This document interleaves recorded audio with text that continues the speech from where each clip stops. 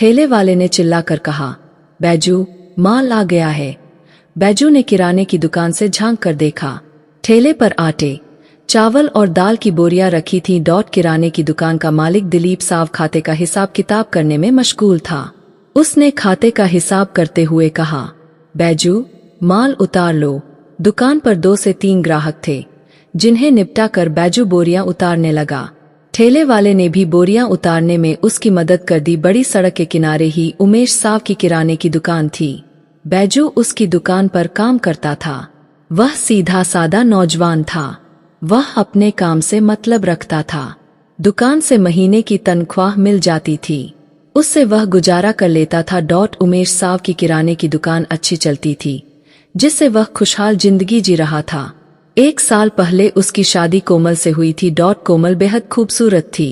वह काफी गोरी चिट्टी थी। उसकी आंखें हसीन थीं। उसकी काली जुल्फें मदहोश कर देती थीं। उसके पतले होठों पर मुस्कान खिली रहती थी। वह एक ताजा कली के समान थी।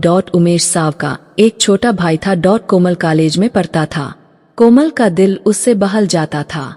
वह अपने देवर के साथ हंसी मजाक करके मजे से दिन गुजार लेती थी। रात तो कोमल की अपनी थी ही।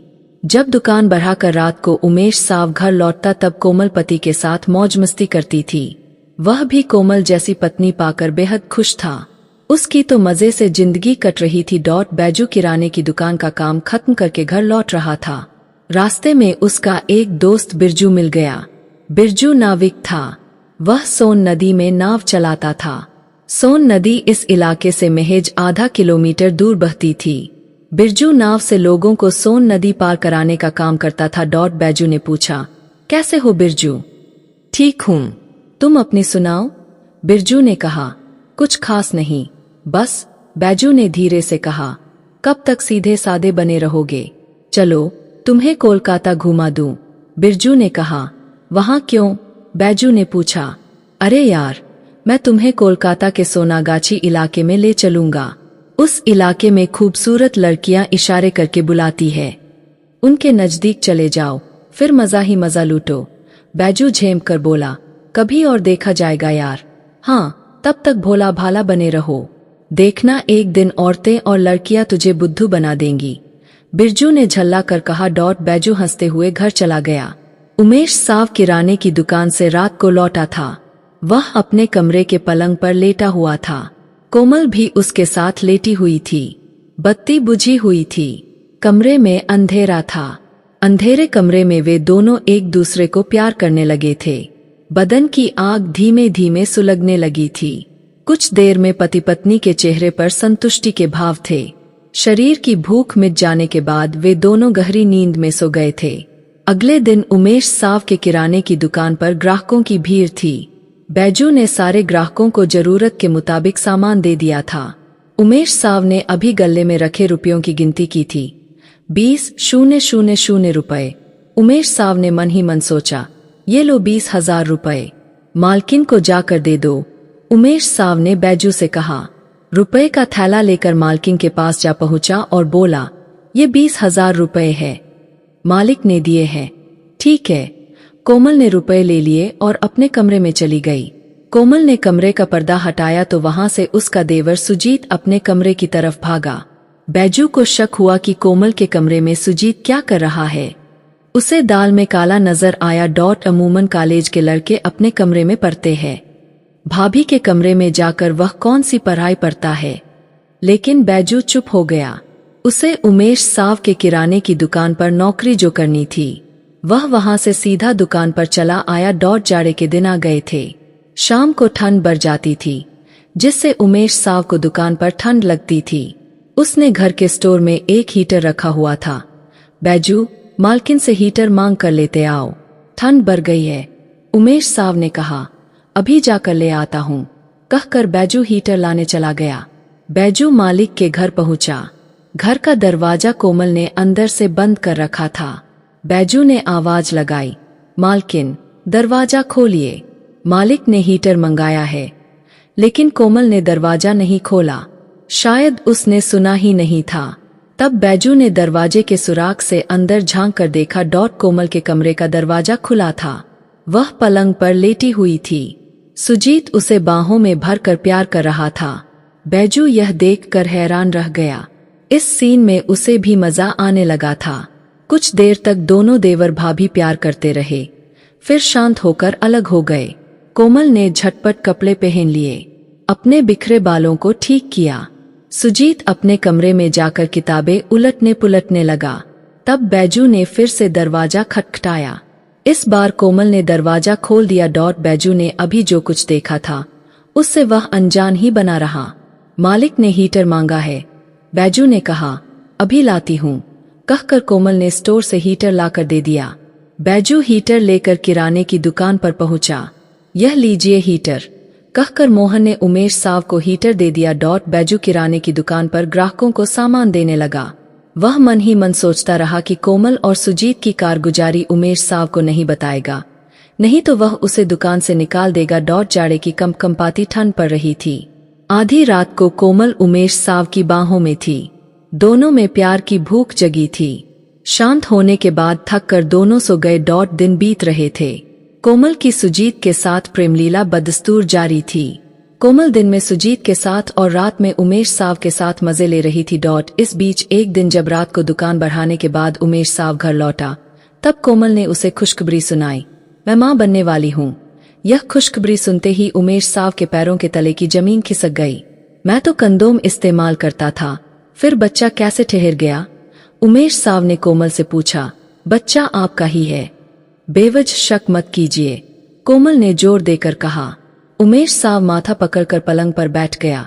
मैंने सोचा कि आपको पता चलेगा तो आप खुश होंगे, लेकिन यहाँ आप ही मुझ पर इल्जाम लगाने लगे। कोमल सुबह कर रोने लगी। अगले दिन वह दुकान पर उदास बैठा था। उसके दिल और दिमाग में कोमल की बात गूंज रही थी, मैं मां बनने वाली हूँ। आखिर यह किसकी करतूत हो सकती है? मेरा भाई सुजीत तो ऐसा नहीं है। उमेश साव गहरी सोच में डूबा था। बैजू ग्राहक को सामान देने में मशगूल था। उमेश साव के शक की सुई बैजू पर आकर ठहर गई। हाँ, यही तो रुपए पहुंचाने कोमल के पास जाता था। मुझसे ही गलती हो गई, मैं ही बैजू को घर भेजता था। उमेश साव बड़बड़ाया। उमेश साव को अब बैजू पर बेहद गुस्सा आ रहा था। शक की वजह से बैजू उसे बुरा लगने लगा था। क्यों नहीं बैजू को दुकान से निकाल दूं? उमेश साव मन ही मन सोच रहा था। तभी बैजू ने कहा, मालिक, मुझे 2000 रुपए एडवांस चाहिए थे, मोबाइल खरीदना है। मोबाइल का क्या करोगे? उमेश साव ने गुस्से को दबाते हुए पूछा। मेरा दोस्त बिरजू है, उससे बात करूंगा। मालकिन को भी घर पर कोई काम रहेगा तो वे मुझे फोन कर देंगी, बैजू निश्चल भाव से बोला। उमेश साव का शक और भी पुख्ता होने लगा। एक बार तो बैजू मुझे बेवकूफ बना चुका है, अब कोमल से बात करके वह मजे लेता रहेगा। उमेश साव कुछ सोचकर बोला, 2 से 3 दिन बाद रुपए दे दूंगा। अच्छा मालिक, कहकर बैजू अपने काम में लग गया। 2 से 3 दिन में उमेश साव एक खतरनाक साजिश का ताना बाना बुन चुका था। उस समय किराना दुकान पर कोई ग्राहक नहीं था। बैजू इत्मीनान से बैठा था। इधर उधर ताक कर उमेश साव ने बैजू से कहा, सोन नदी के उस पार के बाजार से 3 से 4 बोरियां बासमती चावल लाना है। वहां चावल सस्ता मिलता है, मुनाफा अच्छा मिलेगा। ये लो 7000 रुपए है। 5000 रुपए चावल के लिए और 2000 तुम्हारे एडवांस के रुपए। बैजू ने 7000 रुपए मालिक से ले लिए। वह एडवांस के रुपए पाकर खुश हो गया था। वह अब मोबाइल खरीद सकेगा। अच्छा, चलता हूँ, कहकर बैजू जाने लगा। बैजू जैसे ही जाने लगा तभी एक शख्स लुंगी और ढीला राला कुर्ता पहने किराने की दुकान पर आया। अरे रुको बैजू, उमेश साव ने आवाज लगाई। बैजू रुक गया। यह माधव है, नाव चलाता है, नाव से तुम्हें सोन नदी पार करा देगा। उमेश साव ने उस शख्स का परिचय बैजू से कराया। बैजू ने नजर उठाकर ध्यान से माधव को देखा। एक अनजान सा खुरदरा चेहरा, जिसे उसने कभी इस इलाके में नहीं देखा था। अच्छा, हम लोग जाते हैं, बैजू ने कहा। वे दोनों साथ साथ चल दिए। उमेश साव के होठों पर एक जहरीली मुस्कान खेल गई। वे दोनों सोन नदी के किनारे पहुंचे। किनारे पर माधव की नाव लगी थी। सोन नदी अपनी मस्त चाल में बह रही थी। बैठो, माधव खूंटे से बंधी नाव की रस्सी खोलने लगा। बैजू नाव पर बैठ गया। माधव चप्पू के सहारे नाव आगे बढ़ाने लगा। नाव थोड़ी दूर आगे बढ़ी, तब केवल पानी ही पानी नजर आने लगा। पानी का बहाव भी तेज होने लगा। माधव सधे नाविक की तरह नाव चला रहा था। बैजू सोन नदी के खूबसूरत नज़ारों में खोया नाव पर बैठा हुआ था। अब नाव सोन नदी के बीच में पहुंच गई थी। पानी के बहाव में और तेजी आ गई थी। माधव दबे पैर उठा और बैजू को जोर से धक्का दे दिया। बैजू सोन नदी की बहती धार में गिर गया। पानी में गिरते ही उसने नाव को पकड़ना चाहा, लेकिन माधव ने चप्पू को तेज चलाकर नाव को उसकी पकड़ से दूर कर दिया। बचाओ, बचाओ! डर के मारे बैजू चिल्लाने लगा। माधव चप्पू को तेजी से चलाकर नाव को भगाने लगा। बैजू से नाव दूर निकल गई। बैजू पानी में हाथ पैर मार कर बचने की कोशिश करने लगा, लेकिन वह डूबने लगा था। तभी पानी के बहाव में उसे एक पेड़ की टहनी बहती हुई मिली। उसने वह टहनी जोर से पकड़ ली और वह टहनी के साथ बहने लगा। तभी कुछ दूर एक नाव उसे आती हुई दिखी। बचाओ, बचाओ! बैजू जोर से चिल्लाने लगा। उसकी आवाज सन्नाटे को चीरती हुई नाविक तक पहुंच गई। नाव चलाने वाला बैजू का दोस्त बिरजू था। किसी डूबते आदमी को बचाने के लिए उसने नाव तेजी से चलाई। वह जल्दी ही बैजू तक पहुंच गया। अरे बैजू तुम! बिरजू चिल्लाया। उसने बैजू को पानी से नाव पर खींच लिया। बेहद डरा हुआ था। आखिर तुम यहाँ कैसे आए? बिरजू ने बैजू को झकझोरते हुए पूछा। मालिक ने नदी के उस पार के बाजार से मुझे बासमती चावल लाने भेजा था। जिस नाव पर मैं सवार था उसे माधव नाम का नाविक चला रहा था। बीच मझधार में उसने मुझे धक्का देकर नदी में गिरा दिया। मैं डूबने लगा था कि तभी पेड़ की एक टहनी को पकड़कर कुछ दूर नदी के बहाव के साथ बहा। फिर अपनी ओर एक नाव को आते देखा। अगर बिरजू तुम नहीं मिलते तो शायद। बैजू का गला रुंध गया। बिरजू चप्पू को तेज रफ्तार से चलाकर नाव को किनारे तक ले आया। माधव को तुम पहचानते थे? बिरजू ने पूछा। नहीं, मेरा मालिक उसे जानता था। बैजू ने कहा। अब समझा। माधव भाड़े का अपराधी था। मालिक के इशारे पर तुम्हें नदी में डुबोकर मारना चाहता था। बिरजू ने कहा। लेकिन मालिक ने ऐसा क्यों किया? बैजू ने मासूमियत से पूछा। शायद किसी बात के शक में उसने यह खतरनाक कदम उठाया होगा। बिरजू ने कहा। किस बात का शक? मेरी समझ में कुछ नहीं आ रहा है। बैजू ने कहा। वह अपनी बीवी और तुम्हारे बीच नाजायज संबंध को लेकर शक कर रहा होगा। बिरजू घटना की तह तक जाने लगा। बैजू, तुम उमेश साव के घर जाते थे। कोई नजदीकी आदमी ने उसकी बीवी के साथ संबंध बनाया होगा। उसकी बीवी पेट से रह गई होगी और वह तुम पर शक कर बैठा। बिरजू ने अंधेरे में तीर चलाया। अरे हाँ, मालिक का भाई सुजीत अपनी भाभी के साथ गलत संबंध बनाता था। मैंने किवाल की सुराख से छिपकर देवर भाभी को मजे लेते अपनी आंखों से देखा था। जैसे बैजू नींद से जागा हो।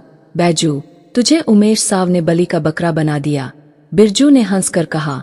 अब हम क्या करें? बैजू खौफ में था। मालिक को कुछ मत बताना, नहीं तो तबाही की सुनामी आ जाएगी। देखो, कोई बहाना बना देना। नाव से अचानक नदी में गिर गया था। जान बच गई बस, बिरजू ने समझाया। और अपराधी माधव के बारे में? बैजू ने आगे पूछा। कह देना कि माधव को पता नहीं चला कि मैं नदी में गिर गया था। वह नाव लेकर कहीं दूर निकल गया। बिरजू बोला। अब मैं उमेश साव के किराने की दुकान पर काम नहीं करूंगा। बैजू ने अपना फैसला सुनाया। इस महीने तक काम कर लो, मगर मालिक से सावधान रहना। इस महीने की तनख्वाह लेकर काम छोड़ देना। बिरजू ने कहा। उसके बाद मैं क्या करूंगा? बैजू ने पूछा। मेरे चाचा का ढाबा कोलकाता में है, वहीं चले जाना। ढाबे पर एक आदमी की जरूरत है। बिरजू ने कहा। बैजू और बिरजू बातें करते हुए अपने घर चले गए। दूसरे दिन बैजू किराने की दुकान पर पहुंचा। उमेश साव उसे जिंदा देखकर घबरा गया। माधव ने तो उसे नदी में डुबा दिया था। उमेश साव ने संभल कर पूछा। बासमती चावल का क्या हुआ? मैं नदी में गिर गया था, बस जान बच गई। ये लीजिए आपके 5,000 रुपए। बैजू ने रुपए दे दिए। अरे बाप रे, बड़ी घटना घट जाती तो। चलो, जान तो बच गई। उमेश साव के बोल बड़े मीठे थे। तब तक दुकान पर 1 से 2 ग्राहक आ गए थे। बैजू उन्हें सामान देने लगा। रात को उमेश साव दुकान बढ़ाकर घर पहुंचा। वह पलंग पर कोमल के साथ लेटा हुआ था। वह सोना चाहता था, लेकिन उसकी आंखों से नींद गायब थी। बैजू का जिंदा वापस लौट आना उसकी चिंता का सबब था। कोमल ने बाहों में भरकर उमेश साव को चूम लिया। चलो हटो, मुझे सोने दो, उमेश साव ने बेरुखी से कहा। मुझसे नाराज लग रहे हैं। कोमल ने उसे अपने ऊपर खींच लिया। हाँ, अब तो अपना काम करके सो, उसने प्यार से कहा। उमेश साव ने इस बार तकिए के नीचे से निरोज नहीं निकाला। अब इसकी जरूरत ही कहाँ थी। वह प्यार करने लगा। दोनों शांत होकर गहरी नींद में सो गए। महीना बीत चुका था। आज पहली तारीख थी। बैजू ने उमेश साव से महीने की तनख्वाह मांगी। मालिक, आज 1 तारीख है, महीने की तनख्वाह चाहिए थी। बैजू ने मालिक से खुशामद की। हाँ हाँ, क्यों नहीं। उमेश साव ने गल्ले से रुपए निकालकर बैजू को दे दिए। उसने अपनी तनख्वाह संभाल कर रख ली। मालिक, आज रात मेरी कोलकाता जाने की ट्रेन है, टिकट हो गया है। बैजू ने कहा। तुम कोलकाता क्यों जा रहे हो? मालिक ने पूछा। मेरी कोलकाता में नौकरी लगी है, कमाने जा रहा हूँ, बैजू ने कहा। तब यहाँ दुकान में कौन काम करेगा? मालिक घबरा कर बोला।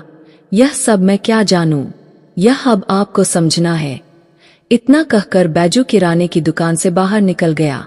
मालिक ठगा सा उसे जाते देखता रह गया। रात में बैजू को रेलवे स्टेशन पर छोड़ने बिरजू आया था। कोलकाता जाने वाली ट्रेन स्टेशन पर लगी हुई थी। थोड़ी देर में ट्रेन ने जोरदार सीटी बजाई। ट्रेन धीमी रफ्तार से स्टेशन पर आगे बढ़ने लगी। बिरजू ने ट्रेन की खिड़की के पास बैठे बैजू को समझाया, कोलकाता में भोला भाला बनकर मत रहना, नहीं तो कोई भी लड़की औरत तुझे बुद्धू बना देगी। फिर बिरजू क्या करेगा? बैजू और बिरजू ठहाका लगाकर हंसने लगे। हंसते हंसते बिरजू स्टेशन पर अकेला रह गया। ट्रेन स्टेशन से चली गई थी। वह उदास दिल से घर लौट आया। उमेश साव अकेले किराने की दुकान संभालने लगा था। उसकी परेशानी तब बढ़ जाती थी जब वह ग्राहकों की भीड़ में घिर जाता था। तब उसे बैजू खूब याद आता था। इस तरह 9 महीने बीत गए। आज उमेश साव के घर खुशियां लौटी थीं। कोमल ने एक खूबसूरत बच्चे को जन्म दिया था। यह लीजिए, आपका खूबसूरत बेटा। कोमल ने बच्चे को उमेश साव के गोद में दे दिया। उसने बच्चे को प्यार से चूम लिया। बच्चे का चेहरा उसके छोटे भाई सुजीत से हूबहू मिल रहा था। उमेश साव के चेहरे पर एक अनकहा दर्द उभर आया। उसने बैजू पर बेवजह शक किया। यह तो सुजीत की करतूत निकली। उमेश साव की आंखों में बेबसी के आंसू भर आए। सुजीत भाभी के साथ खुशियां मना रहा था। अब उमेश साव कर भी क्या सकता था? वह भी बुझे मन से सबके साथ खुशियों में शामिल हो गया।